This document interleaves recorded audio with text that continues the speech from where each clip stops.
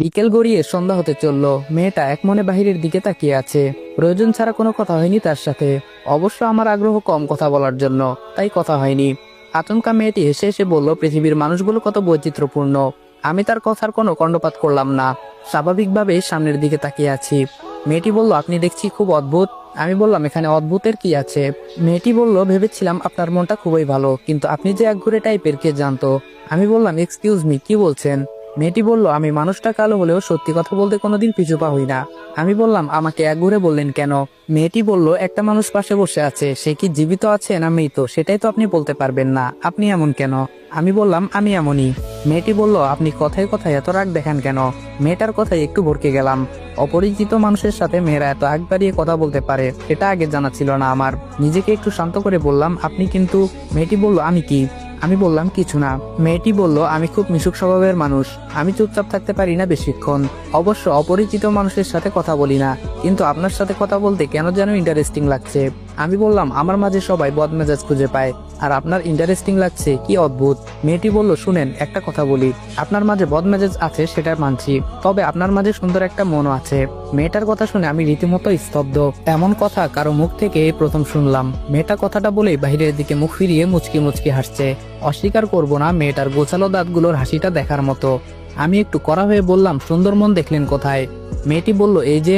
দুষ্টু লোকগুলো যখন আমার দিকে অন্যরকম ভাবে তাকিয়েছিল, এটা আপনার কাছে ভালো লাগেনি, তাই সাদের সিটটা ছেড়ে দিলেন।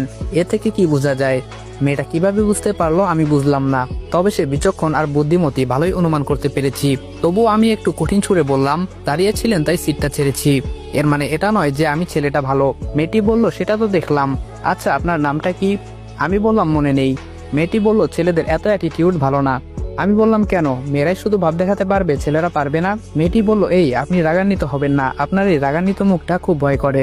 থেমে গিয়ে একটু শান্ত হলাম, চুপ করে অন্যদিকে তাকিয়ে আছি। মেয়েটা সত্যি সাদাসিধে, মানুষের সাথে মিশতে চায়, কিন্তু আমি তো তার বিপরীত। একদম কাছের মানুষ না হলে কারোর সাথে মিশি না, এবং কি আব্বুর সাথেও আমি কখনো ভালো করে কথা বলিনি। বাবা মা দুজনের প্রতি আছে আমার অগণিত ঘৃণা, তাদের জন্য আমি আর আমার বোন নিঃসঙ্গ হয়েছি। আজকে এতটা বছর তরিকে না দেখেই রয়েছি। অবশ্য বাবা এখন বেঁচে নেই। বাবার মৃত্যুটা আজও রহস্যজনক। প্রকৃতির নিয়মে মৃত্যু নাকি মার্ডার সেটা আজও কেউ স্পষ্ট জানে না। আমি ছিলাম নিউ ইয়র্কে, বাবা ছিলেন বাড়িতে একা, তাই কেউ এতটা গুরুত্ব দেয়নি। ভিসার জটিলতার কারণে আমি সেদিন বাবাকে দেখতে পারিনি। এলাকার অনেক মানুষের মুখে শুনেছি, যেদিন আব্বুর মৃত্যু হয় সেদিন সকালে নাকি আম্মুকে অনেকেই আমাদের বাড়ির আশেপাশে দেখেছে। আসসালামু আলাইকুম এভরিওয়ান। বাবার মৃত্যু গল্পের নেক্সট পার্ট ইউটিউবে আপলোড হয়ে যাবে আজকে সন্ধ্যা 7টায়।